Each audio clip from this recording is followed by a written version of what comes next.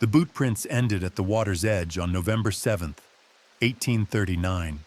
Two sets of women's shoes pressed deep into frost-stiff mud, toes pointing toward the stream crossing. Behind them stretched a mile of clear tracks following the wagon road from Cade's Gap. Ahead, nothing. The creek ran shallow enough to see stones on the bottom, 18 inches of clear mountain water moving over bedrock that held no silt to capture a foot's impression. Search parties walked both banks for 3 miles in each direction and found not a single mark. No crushed fern, no broken laurel branch, no scrap of cloth caught on bramble. Sarah and Margaret Hensley had stepped to the stream's edge and ceased to exist in any way the physical world could measure. Their father stood at that spot for 6 hours while November light died around him, calling their names into the gathering dark until his voice broke and the searchers led him home. What the records show is simpler and somehow worse. 2 sisters walked into the Appalachian hills to visit family, and the hills kept them. The Hensley family had worked the same valley bottomland in Carter County, Tennessee since 1794, when Thomas Hensley built a cabin where Stony Creek met the Watauga River. By 1839, 3 generations occupied adjoining homesteads, 16 acres of corn and tobacco, a decent apple orchard, enough livestock to see them through mountain winters that could trap a family from December through March. They were known as steady people, neither wealthy nor desperate, the kind who paid debts and showed up when neighbors needed an extra hand at harvest or a barn raising. Sarah Hensley was 23 that autumn, the eldest of 5 children. She could read and cipher well enough to keep the farm accounts, had helped birth calves and younger siblings with equal competence, and possessed the particular form of Appalachian self-reliance that looked like stubbornness to outsiders, but was really just an unwillingness to complain about circumstances beyond her control. She stood 5'6", taller than most women in the valley. With dark hair she wore in a practical braid, and hands that bore the calluses of someone who had never been afraid of work. Margaret was 19, quieter than her sister, prone to humming old ballads while she worked the loom their mother had brought from North Carolina. She had her mother's fine features and her father's disposition toward solitude, content to spend hours alone in the chestnut forest, gathering nuts or tending the vegetable garden behind the cabin. The sisters were close in the way of people who had shared a loft bed their entire lives, finishing each other's sentences, communicating as much through glances as words. On November 6th, 1839, their mother's sister sent word from Pine Hollow, a settlement 8 miles east into the hills. Aunt Temperance was sick with a fever, her husband away on a cattle drive to Knoxville, and she needed help with her 3 young children. The Hensley family gathered at breakfast to discuss who would go. The journey would take most of a day on foot. There was a wagon road for the first 5 miles, then a footpath that climbed through ridges dense with oak and hickory before dropping into the hollow where Temperance lived. Their father, Jacob Hensley, frowned into his coffee. "I don't like sending you girls alone. The Cutshaw boys have been running wild since their daddy died." "We'll be fine, Pa," Sarah said, her voice carrying the finality of a decision already made. "Margaret and I can walk it in 4 hours if we start early. We'll stay 2 days, help Temperance through the worst of it, and be home by Saturday." Jacob looked at his wife, Elizabeth, who nodded once. The unspoken understanding was that Temperance needed women's help, sitting with fever, caring for small children, managing a household in crisis.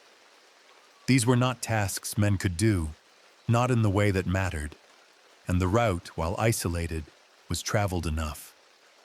The Hensley daughters were sensible, strong, and familiar with mountain country that could turn hostile without warning. They left at first light on November 7th, each carrying a small pack with spare clothes, cornbread, dried apples, and a jug of switchel. Sarah wore her mother's gray wool cloak against the November cold. Margaret had wrapped herself in a shawl their grandmother had woven 40 years earlier, the edges worn soft with age. Both wore sturdy work boots, and homespun dresses dyed the brown of walnut hulls.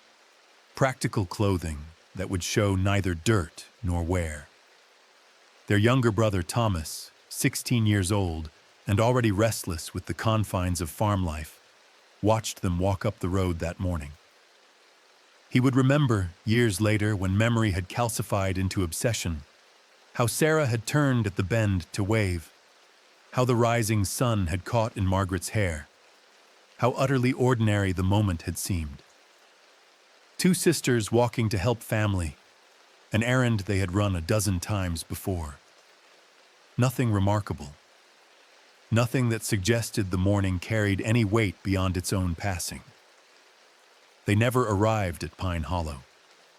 By the time the sun set on November 7th, Temperance's husband, Samuel Trent, had returned from Knoxville to find his wife still feverish and no sign of the Hensley sisters. He rode through darkness to the Hensley farm, arriving near midnight to knock on Jacob's door with news that sent ice through the household. Sarah and Margaret had not come. Jacob and his two eldest sons mounted horses within the hour and rode back with Trent, carrying torches that turned the mountain road into a tunnel of leaping shadows. They reached the stream crossing, the last landmark before the path climbed into serious hill country, just after 2 a.m. Even by torchlight, the tracks were clear. 2 sets of boot prints, side by side, walking at a steady pace. The prints showed no sign of hurry or struggle, no indication that the women had been running or dragging their feet. They simply walked to the stream's edge and stopped. Jacob stepped into the water, holding his torch high. The stream ran clear and cold, moving over smooth stones that yielded no footprints, no disturbance in the sandy bottom between rocks. He crossed to the far bank. Nothing. He walked upstream 50 yards, then downstream, sweeping his torch across the bank vegetation. No broken branches, no torn cloth, no blood. By dawn, 20 men from surrounding farms had joined the search. They worked in a grid pattern, moving through the forest on both sides of the stream, calling the sisters' names until their voices echoed off the ridges. They found deer tracks, raccoon prints in the mud near a spring, places where turkeys had scratched in the leaf litter. They found no trace of Sarah or Margaret Hensley. The search expanded over the next 3 days. Men from as far as 15 miles away came to help, bringing dogs that picked up scents and lost them at the water, circling back confused. One hound followed a trail 2 miles upstream, only to stop at a limestone outcrop and refuse to continue, whining in a way that made its handler uneasy. The dogs could track a bear through 3 days of rain, but they could not track 2 women past a creek that should have held their scent in the mud and watergrass. On the 4th day, a farmer named Silas Cutler found something that deepened the mystery rather than solving it. Half a mile upstream from where the tracks ended, he discovered a small clearing where someone had recently made a fire. The ashes were old enough to be cold, but fresh enough that rain had not yet washed them away. Possibly 2 or 3 days old. Near the fire ring lay a piece of cloth, torn from a dress hem, the fabric a brown that might match what the Hensley sisters had been wearing. But there was no blood on the cloth, no other sign of struggle. Just a fire in a clearing and a scrap of fabric that might mean everything or nothing. Jacob Hensley rode to Elizabethton, the county seat, to report his daughters missing to the sheriff, a political appointee named Morton Hayes, who had more interest in collecting fees than investigating crimes. Hayes listened with the expression of a man performing a duty he found tedious, made notes in a ledger that he closed with finality, and told Jacob what everyone already knew. Women who went missing in mountain country were generally found with a man, willingly or otherwise, or they were dead, killed by exposure or accident or violence. The hills are not forgiving, Hayes said, as if this observation constituted wisdom, especially to women traveling alone. My daughters were not foolish, Jacob said, his voice tight with the effort of remaining civil. They knew the route. They had walked it before. Then perhaps they decided to walk somewhere else. Hayes leaned back in his chair. Girls, that age, sometimes they get notions. Meet a traveling preacher or a trader with a silver tongue. I've seen it before. Jacob stood, placed both hands flat on the sheriff's desk, and leaned forward until Hayes had to meet his eyes. Sarah and Margaret would not abandon their family. Someone took them, or something happened to them, and I need you to investigate. Hayes did not flinch, but his expression hardened. I have recorded your report, Mr. Hensley. Unless you bring me evidence of a crime, there is nothing more to be done. I suggest you pray and wait. Most missing people turn up eventually, one way or another. Jacob returned home with nothing. No official search, no resources, no acknowledgement that his daughter's disappearance warranted the attention of the law. What he had was an understanding, bitter and absolute, that the Hensley family was alone in this. The valley held secrets the way limestone held water. Not obviously, but completely. Within a week of the sisters' disappearance, stories began circulating in whispered conversations at the grist mill, in careful exchanges at church, in the knowing glances between women drawing water from the same spring. Ephraim Cutshaw, eldest of the brothers Jacob had worried about, had been seen near the stream crossing on November 6th, the day before the sisters walked. He had been carrying a rifle and told the man who saw him that he was hunting turkey, though it was late in the season and turkeys had already moved to lower ground for winter. When questioned, Ephraim said he had seen no one on the 7th and spent that day splitting firewood at his family's cabin, 3 miles west of the road. His brothers confirmed this. His mother, a hard woman made harder by widowhood, confirmed it. Everyone confirmed everything, and none of it meant anything. But people remembered that Ephraim had once asked Jacob Hensley for permission to court Sarah, and had been refused, not cruelly, but firmly, on the grounds that Sarah was too young, and Ephraim had neither land nor prospects. This had been 2 years earlier. Ephraim had accepted the rejection without argument, but his manner toward the Hensley family had cooled noticeably afterward. Then there was the matter of the traveling preacher. In October, a man calling himself Reverend Josiah Marsh had passed through Carter County, preaching salvation with the fervor of someone who believed the second coming was imminent and personal.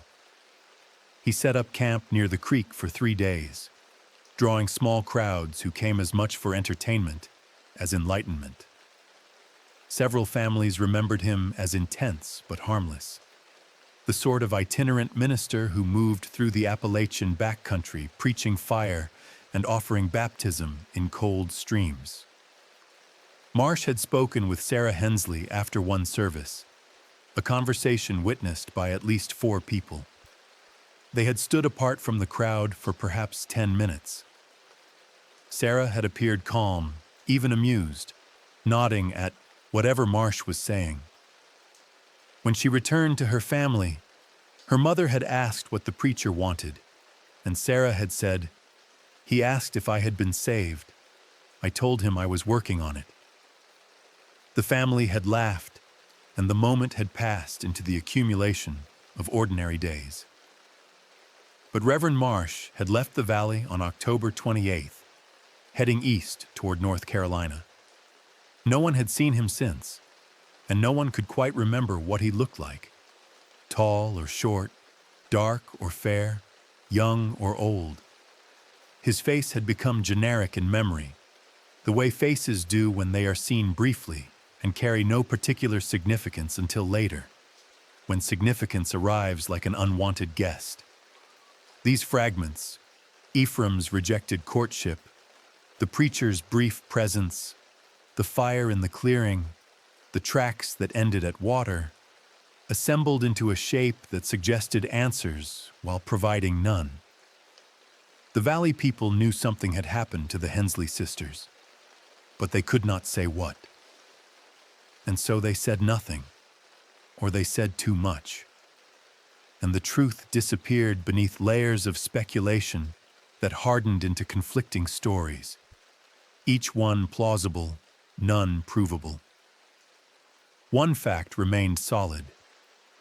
Sarah and Margaret Hensley had walked into the hills, and the hills had closed behind them like a door no one could find. Jacob Hensley did not give up searching, but the community's attention began to fragment. November bled into December. Snow came early that year, covering the mountain paths with drifts that made further searching impractical.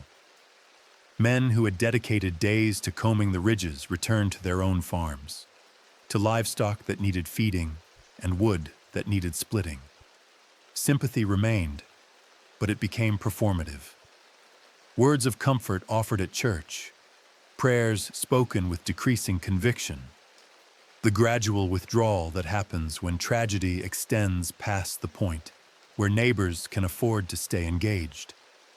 Jacob walked the route himself every Sunday for 3 months, regardless of weather.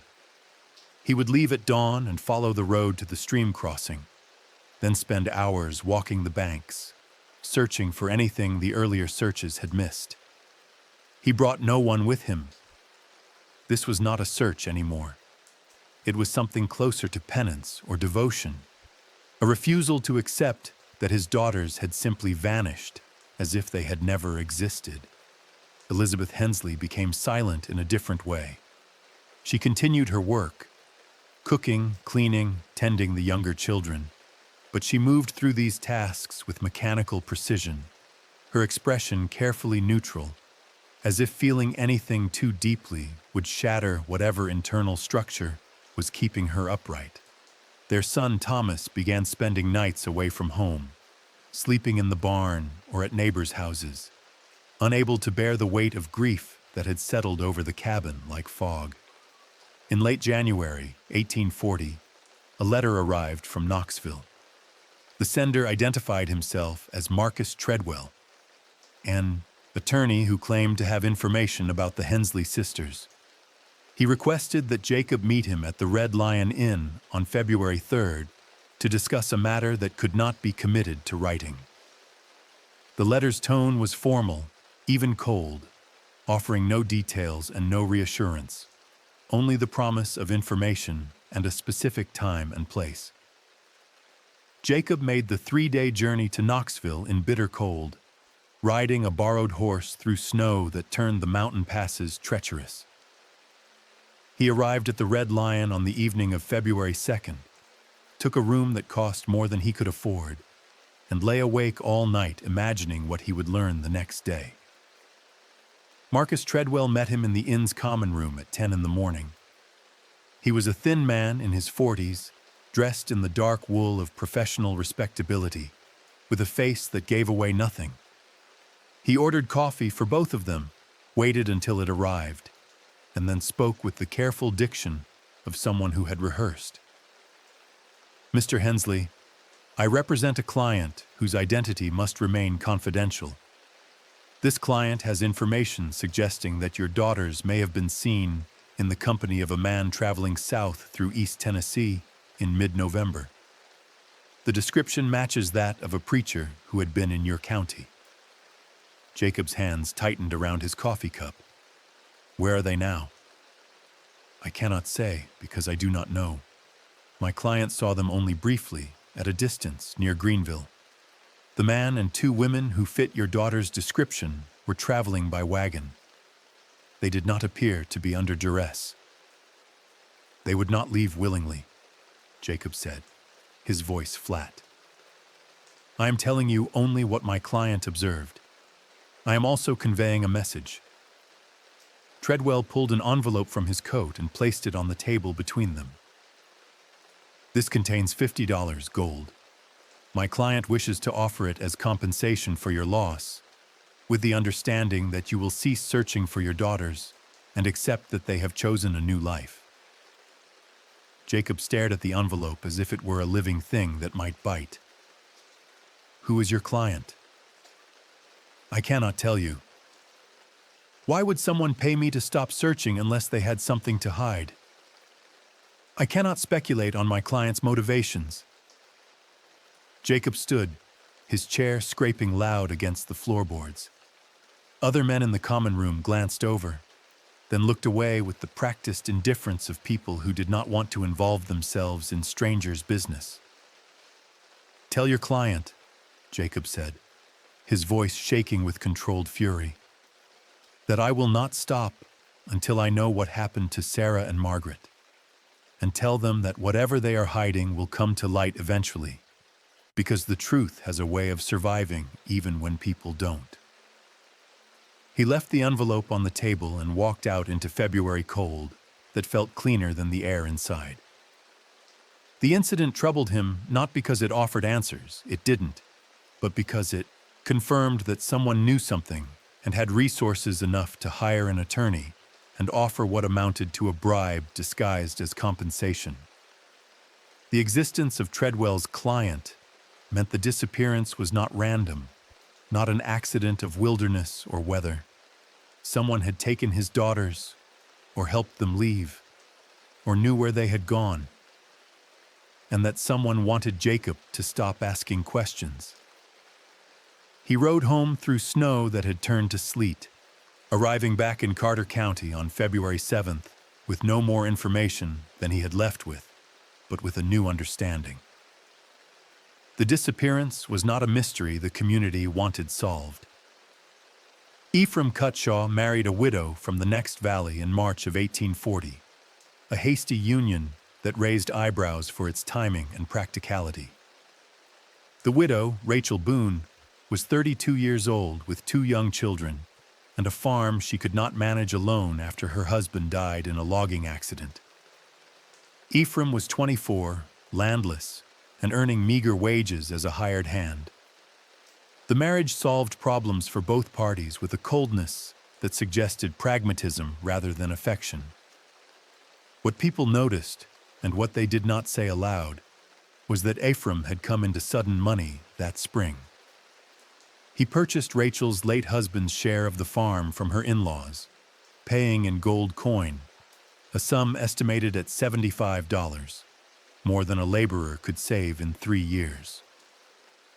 When asked about the windfall, Ephraim said his father had left money hidden before his death, found only recently behind a chimney stone. His brothers confirmed this. His mother confirmed it. Everyone confirmed it, and none of it felt true. Jacob Hensley heard about the marriage and the money through the network of gossip that connected mountain families like a web. He rode to the Cutshaw Boone farm in late April and found Ephraim working a tobacco field, setting plants in neat rows with the efficiency of someone who had done this since childhood. I need to ask you about my daughters, Jacob said, dismounting and walking to where Ephraim stood. Ephraim did not look up from his work. I already told the search party everything I know, which is nothing. You were seen near the stream crossing the day before they disappeared. I was hunting. The man who saw you said you had no game. Because I got no game. Turkeys were scarce that week. Ephraim finally straightened, meeting Jacob's eyes with an expression that was not quite defiant, but far from sympathetic. I'm sorry your daughters are missing, Mr. Hensley, but I had nothing to do with it. I was home splitting wood the day they vanished. My family will swear to it. Your family would swear to whatever you told them to swear to. That's an accusation without proof. You should be careful making those." The two men stood in the tobacco field while a wind moved through the valley, carrying the smell of turned earth and coming rain. Jacob wanted to hit Ephraim, wanted to shake him until truth fell out. But he understood that violence would prove nothing and would give the Cutshaws grounds to have him arrested for assault. The law that had been useless in finding his daughters would be efficient enough in prosecuting him. "Where did you get the money to buy this farm?" Jacob asked. "I told you. My father left it." "Your father died owing debts to half the county." "Then I suppose he hid the money so his creditors wouldn't take it." Ephraim bent back to his work, pressing a tobacco plant into soil with finality. "We're done talking, Mr. Hensley. You're trespassing. Leave before I fetch my rifle."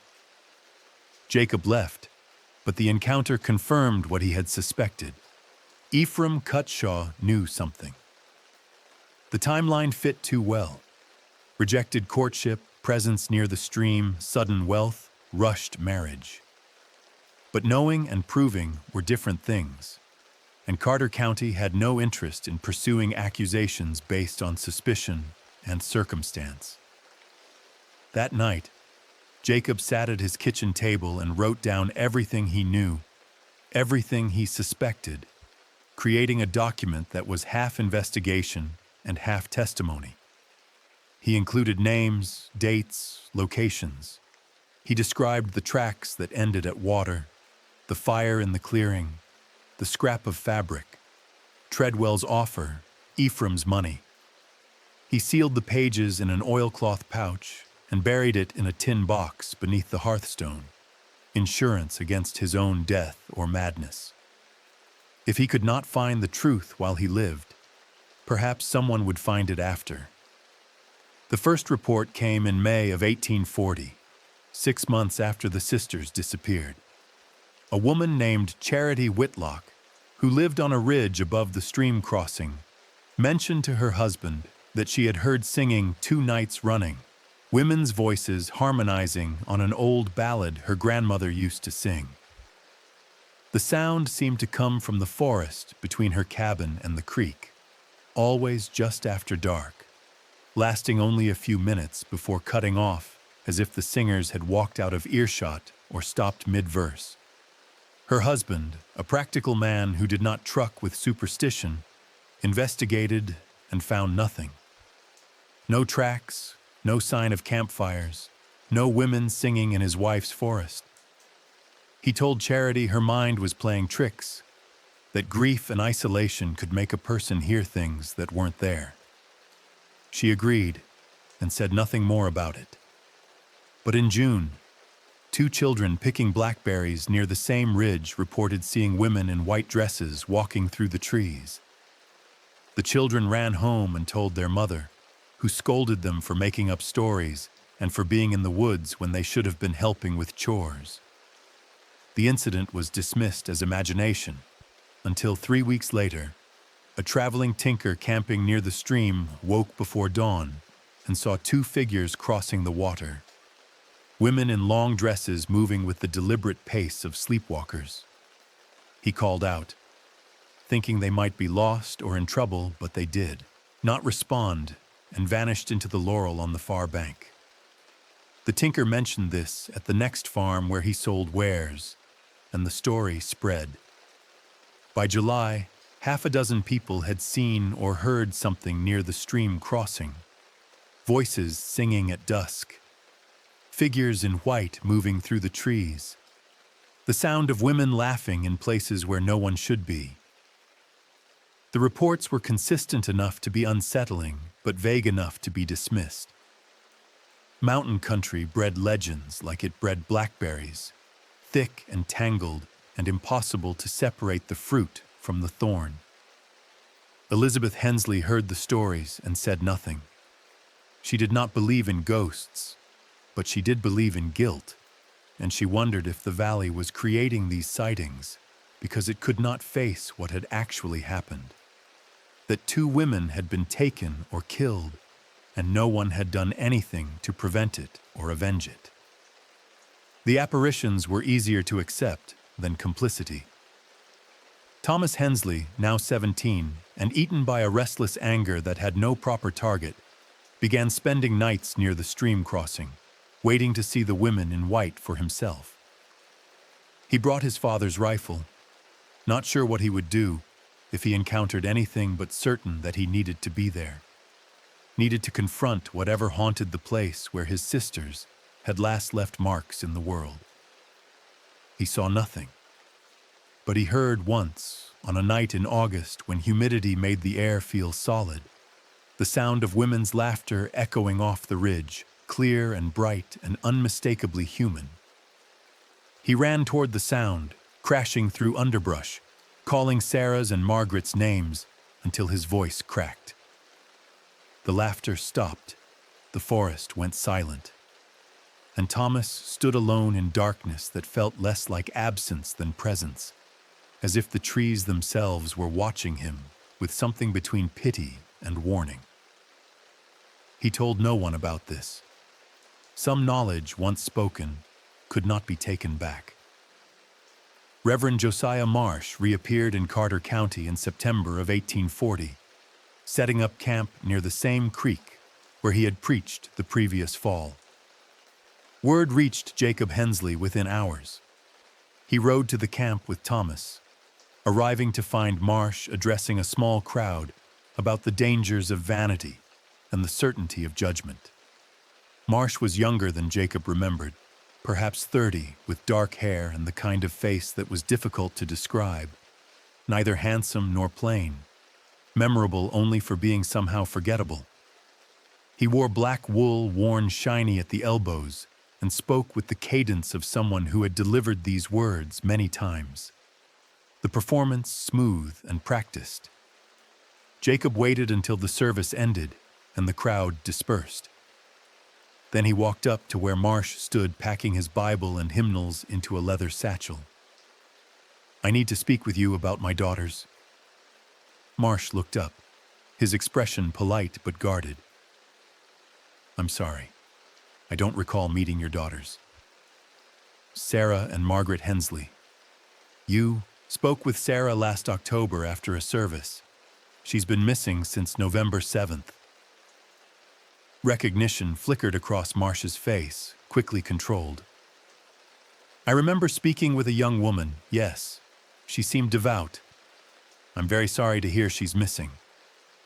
"What did you talk about?" "Salvation, baptism, the usual matters." Marsh closed his satchel. "I speak with many people, Mr. Hensley. It's my calling. I don't remember the specific content of every conversation. Someone saw you traveling south with 2 women who matched my daughter's description, near Greenville, in mid-November." Marsh's expression did not change, but something shifted behind his eyes. "I travel alone. Always. Whoever told you that was mistaken." "The witness was certain." "Then the witness saw someone else." Marsh picked up his satchel and faced Jacob fully. "I understand your pain, and I will pray for your daughter's safe return, but I cannot help you.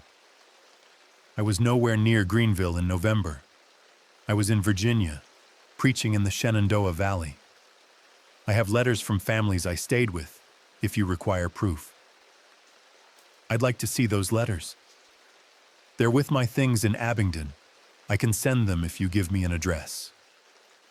Jacob knew he would receive nothing. Marsh was lying, not clumsily, but with the polished ease of someone accustomed to deception. But without evidence, without witnesses willing to testify, Jacob had nothing but certainty, and certainty was not enough. "If I find out you had anything to do with my daughter's disappearance," Jacob said quietly, "letters from Virginia won't help you." "Is that a threat, Mr. Hensley?" "It's a promise."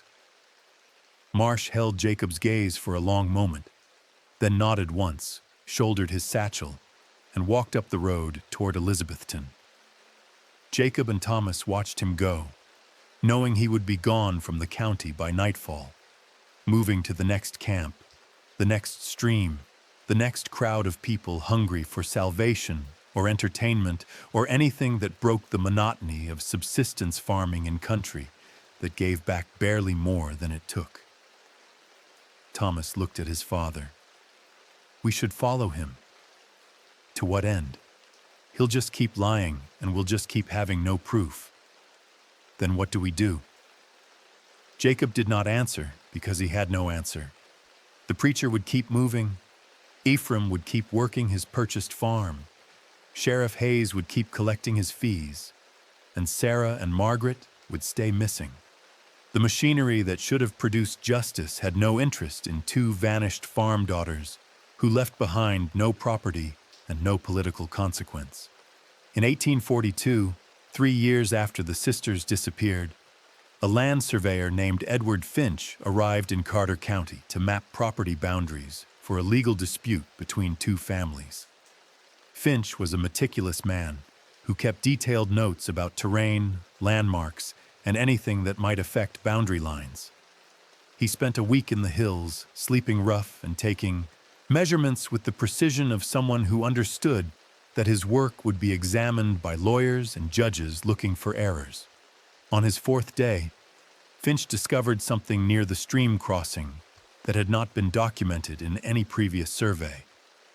A limestone cave, partially hidden by laurel and accessible only by crawling through a narrow opening between rocks. Caves were common in Tennessee's ridge country, but this one was unusual because someone had clearly been using it. Inside, Finch found evidence of recent habitation: a blanket, tin cups, a small cache of dried corn and beans, and most disturbing, a woman's shoe that matched the description of the boots Sarah Hensley had been wearing when she vanished. Finch reported his discovery to Sheriff Hayes, who rode out with reluctance and irritation at being pulled away from more important duties, which in his case meant drinking at the courthouse and complaining about federal politics. Hayes examined the cave, declared the evidence inconclusive, and filed a brief report that noted the shoe but made no connection to the missing Hensley sisters. When Jacob Hensley heard about the discovery, again through gossip, since no official had bothered to inform him, he rode to the cave and crawled inside himself. The shoe was gone, presumably taken as evidence or more likely pocketed by the sheriff for reasons unknown.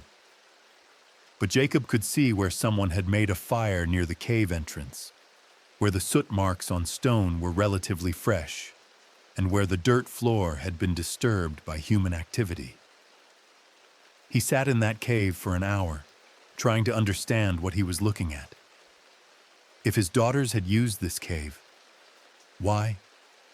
Were they hiding? Sheltering? Had someone kept them here? The cave was too close to the stream crossing to be coincidence, less than a quarter mile through dense forest. But the timeline made no sense. The shoe suggested recent use, but Sarah and Margaret had been missing for 3 years.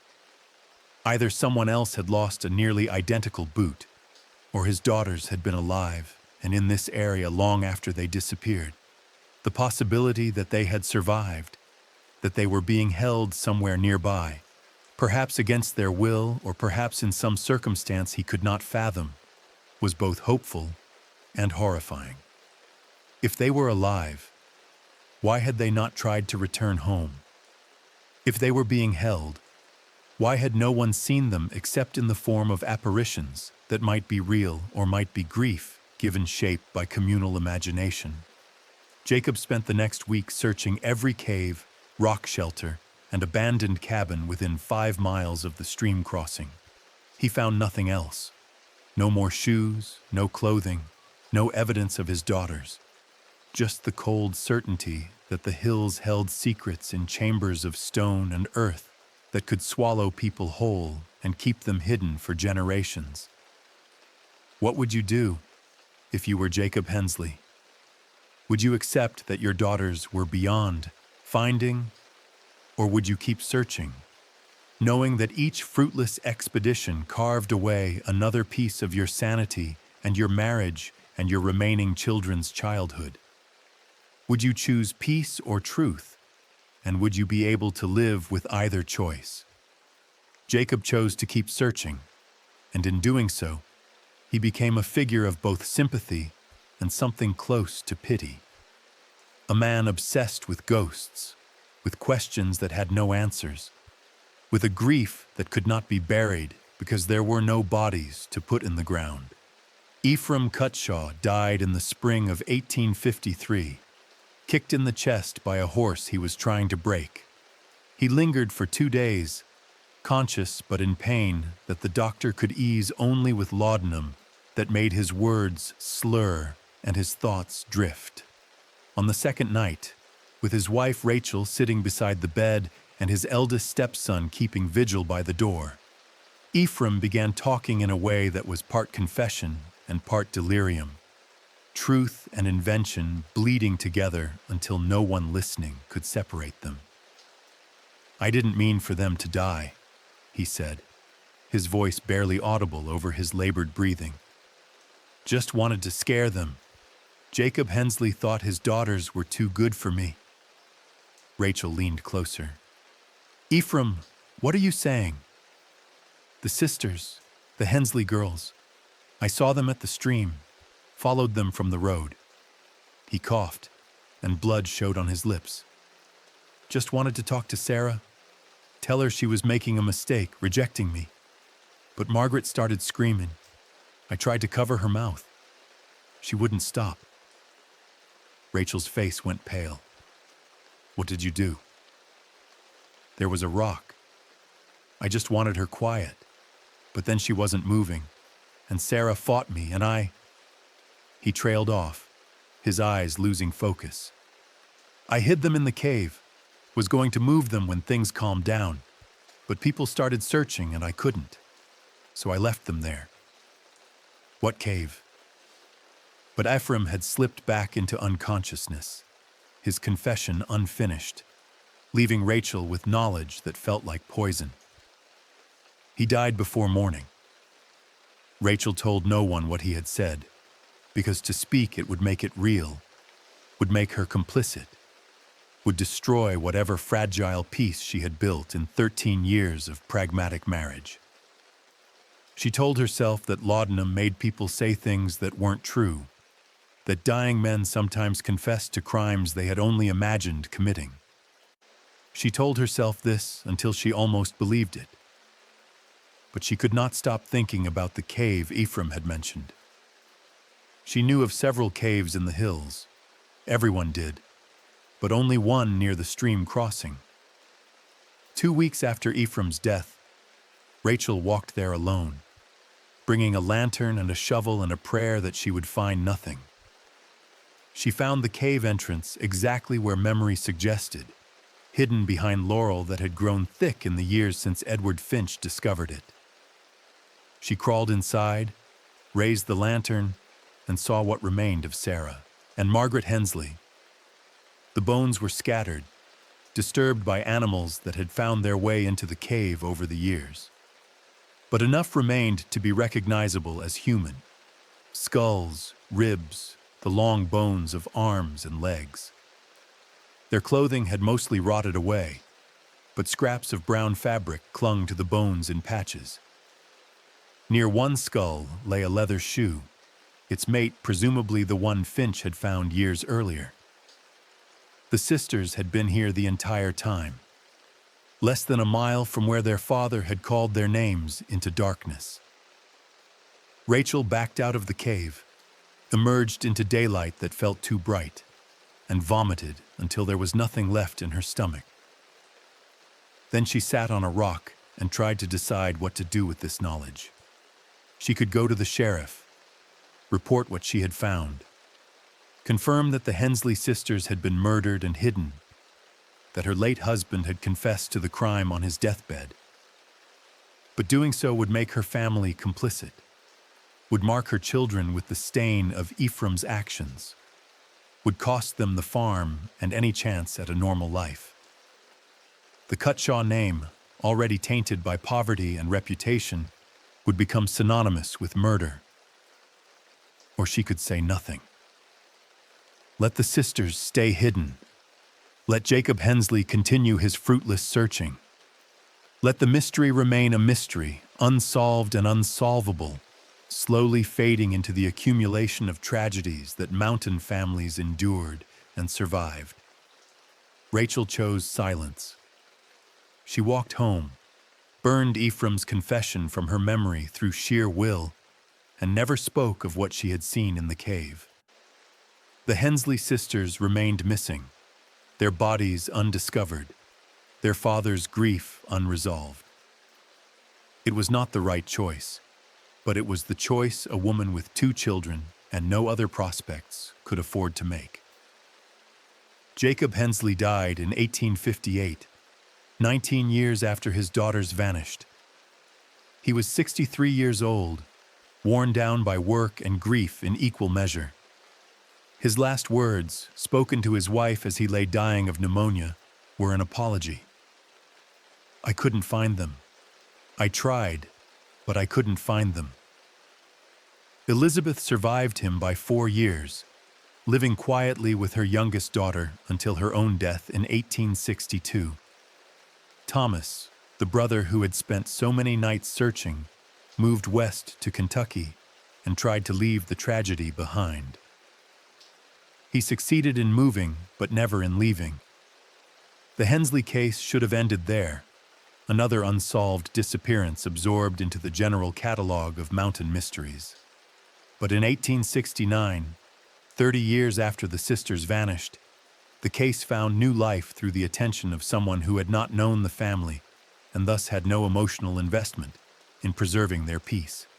Reverend William Thatcher was a Methodist circuit rider who traveled through East Tennessee preaching and collecting stories for what he called his Archive of Appalachian Memory, an ambitious project to document the oral history of mountain communities before the old ways disappeared entirely. Thatcher heard about the Hensley sisters during a stop in Elizabethton, where an elderly woman mentioned the disappearance as an example of how dangerous the hills had been before the railroads and roads made travel safer. Thatcher was intrigued. He began asking questions, interviewing people who remembered the search or had heard stories passed down. He discovered that a version of the tale had entered local folklore. 2 sisters who walked into the hills and turned into ghosts, doomed to wander the ridges forever, singing the old songs they had known in life. But Thatcher was interested in history, not legend. He sought out Thomas Hensley in Kentucky and spent 2 days listening to the brother recount everything he remembered. Thomas was 56 now, gray-haired and tired, but his memories of that November were sharp as broken glass.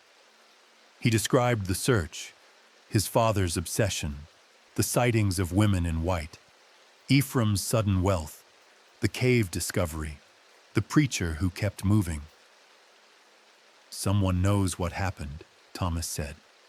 "Someone has always known, but no one ever cared enough to force the truth out." Thatcher returned to Tennessee and began investigating with the resources of an outsider who had no social ties to protect.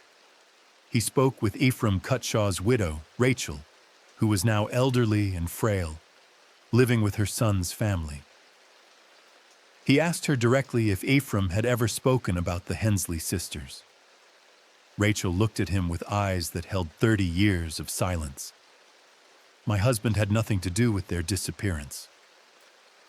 "Are you certain?" "I'm certain," she said, and her voice carried the finality of someone who had made a choice long ago and would not unmake it now, even if unmake it might bring peace to ghosts or living. Thatcher could push no further without evidence, and evidence had been scattered or hidden or simply erased by time. He wrote up what he had learned in a manuscript he titled The Vanished Sisters of Carter County, a work that combined interview transcripts, timeline reconstructions, and his own speculation about what might have happened. He submitted it to several publishers, all of whom rejected it as too regional, too unresolved, too unsatisfying for readers who wanted clear answers. The manuscript was filed away, eventually donated to a historical society in Knoxville, where it sat unread for decades. In 1937, a century after the sisters disappeared, the Tennessee Valley Authority began surveying land for dam construction that would flood parts of Carter County. A team of engineers and geologists mapped the terrain, noting caves, springs, and rock formations that would be submerged once the reservoir filled. One surveyor, a young man named Robert Keller, crawled into a cave near a stream crossing to assess its depth and stability. He found human remains, 2 skeletons, extensively scattered by time and animals, but clearly human. Near the bones lay scraps of fabric, corroded buttons, and a single leather boot that had somehow survived nearly a century of decomposition. Keller reported the discovery. The bones were excavated and examined by a medical examiner in Elizabethton, who determined they belonged to 2 adult females, likely in their late teens or early 20s at time of death. The remains were too degraded for detailed analysis, but the location and clothing fragments were consistent with a historical disappearance, specifically the Hensley sisters, whose case was still remembered by the county's oldest residents. The remains were buried in the Hensley family plot with a shared marker that read, "Sarah and Margaret Hensley, lost November 7, 1839, found September 1937, rest in peace." No living members of the immediate family remained, but distant cousins attended the burial, closing a chapter that had been open for 98 years. The discovery answered one question: what had happened to the sisters' bodies, but raised others that could not be resolved. How had they died? Who, if anyone, had killed them? Why had they been in that cave? The evidence was insufficient to declare murder, though the circumstances strongly suggested violence. No charges were filed because no suspects remained alive. The case closed officially in 1938, categorized as probable homicide, historical, no prosecution possible. The sightings did not stop after the bones were found. If anything, they increased. In 1949, a University of Tennessee folklore professor named Dr. Helen Vance spent a summer in Carter County collecting ghost stories and regional legends. She interviewed more than 60 people, many of whom mentioned the Hensley sisters independently, without prompting. The accounts were remarkably consistent. 2 women in white dresses walking along the ridge above the stream crossing, always at dusk or dawn, never acknowledging anyone who called to them. Moving with purpose, as if they had somewhere to be and were running late. One woman tall, one shorter, sometimes singing, sometimes silent, always together. Dr. Vance documented these reports with academic precision, but could offer no explanation beyond the psychological that a tragic historical event had imprinted itself on collective memory and manifested as recurring apparitions that might be genuine supernatural phenomena or might be the community's way of keeping the sisters' story alive. What struck Vance most was that the sightings were not limited to elderly people predisposed to superstition. Young people saw them too. Hunters, hikers, surveyors, children playing in the woods. People who had never heard the historical story reported seeing 2 women in old-fashioned dresses walking the ridges, only to learn later that they had described the Hensley sisters with eerie accuracy. In 1973, a photographer named Martin Gray captured something on film. He was shooting landscape images in the hills for a coffee table book about Appalachian beauty. While photographing morning fog rising from the stream valley, his camera caught 2 figures in the background, walking along the ridge. The figures appeared to be wearing long white dresses or gowns, and they moved with a synchronization that suggested sisters or close companions. Gray did not see them while shooting, only noticed when developing the film. He returned to the location multiple times, trying to recreate the shot, but never saw the figures again. The photograph became locally famous, reprinted in newspapers and regional magazines, analyzed by skeptics who declared it a double exposure or pareidolia, defended by believers who insisted it was proof that the Hensley sisters still walked the hills where they had died. Gray eventually stopped discussing the photograph because he grew tired of the arguments it generated. But he never claimed it was a mistake or a trick. He simply said he photographed what was there, and what was there defied easy explanation. The sightings continue to this day. In 2003, a hospice nurse in Johnson City, Tennessee, contacted the Carter County Historical Society with a story that had been told to her by a dying patient. The patient, a woman in her 90s named Martha Cutshaw Green, was the granddaughter of Ephraim Cutshaw. In her final days, Martha had begun talking about a confession her grandmother Rachel had made on her own deathbed in 1922.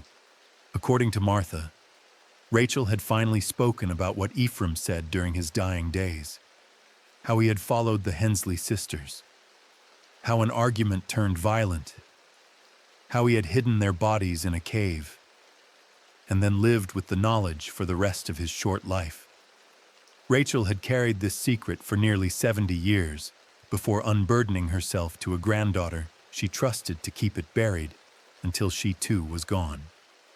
Martha told the hospice nurse that she was breaking that promise now because she believed the Hensley family deserved to know the truth, even if that truth came a century and a half too late to matter for justice or healing. The Historical Society documented Martha's testimony, but did not publicize it widely. The revelation that Ephraim Cutshaw had killed the Hensley sisters was unsurprising to anyone who had studied the case. He had always been the most likely suspect, given motive, opportunity, and the circumstantial evidence that pointed toward him.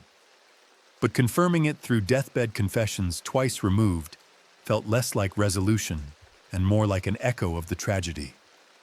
A reminder that truth could arrive too late to change anything. The Cutshaw family still had descendants living in Carter County, people who had built lives and reputations separate from their ancestors' crime. Publishing Martha's testimony would serve no legal purpose. Everyone involved had been dead for decades, but would inflict fresh shame on people who bore no responsibility for what Ephraim had done. The Historical Society archived the testimony with restricted access, available to researchers but not actively promoted.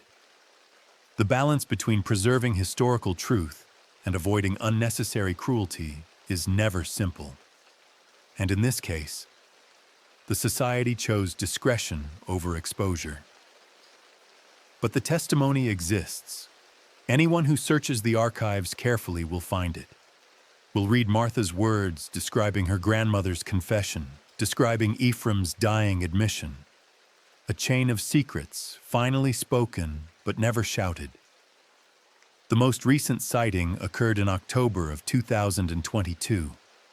A group of 4 hikers, college students from Virginia, were backpacking through the hills above the stream crossing, following what is now a marked trail maintained by the Tennessee State Park System.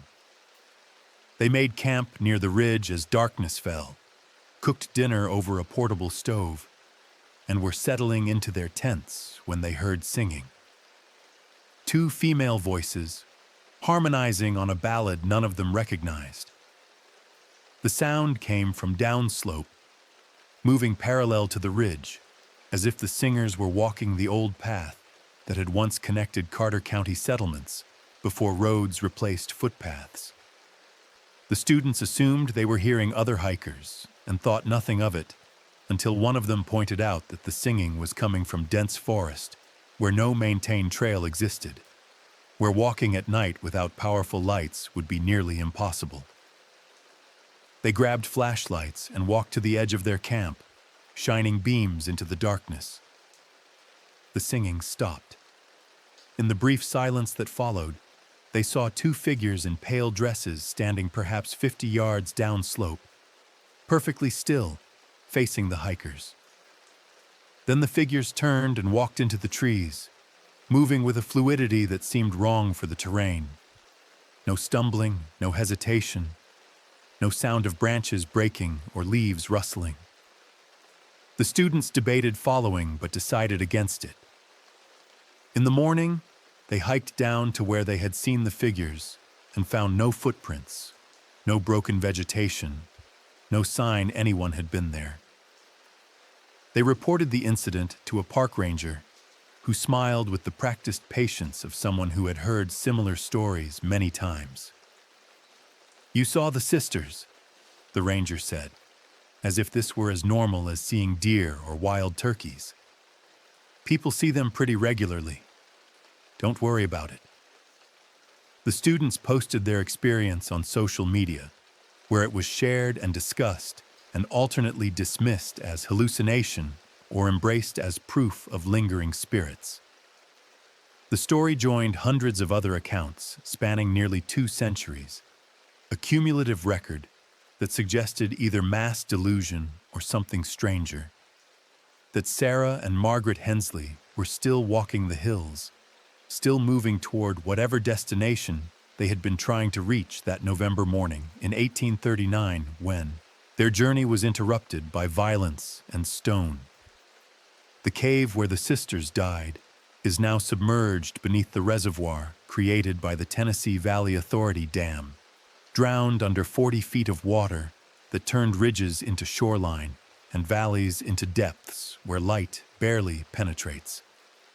The stream crossing no longer exists in any physical sense. The road was rerouted, the path erased by flood and time. But the stories persist, passed down through generations, adapted by each telling, growing stranger and more detailed until the historical tragedy and the folklore legend have become impossible to separate.